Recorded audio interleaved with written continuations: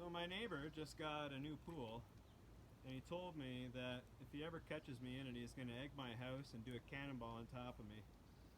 I figured the price is worth it to bear with this heat here. In the Bible, there's a couple places that talk about water and how refreshing it is. But actually, the Bible is a little extreme. It talks about water as death and life. Like, it doesn't get more polar opposite than that.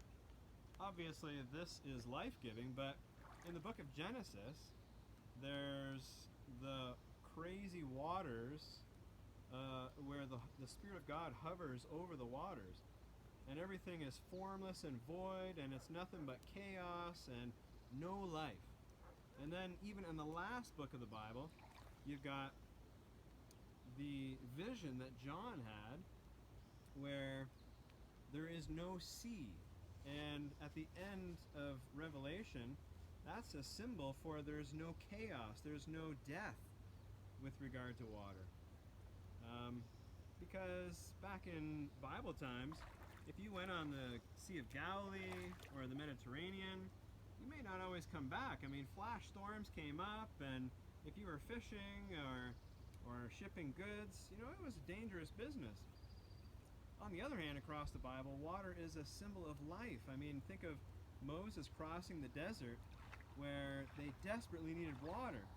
And one place they stopped in had nothing but sulfuric, bitter water, but God directed Moses to drop a certain tree in the water, and then it became life-giving and allowed them to go even further than they had.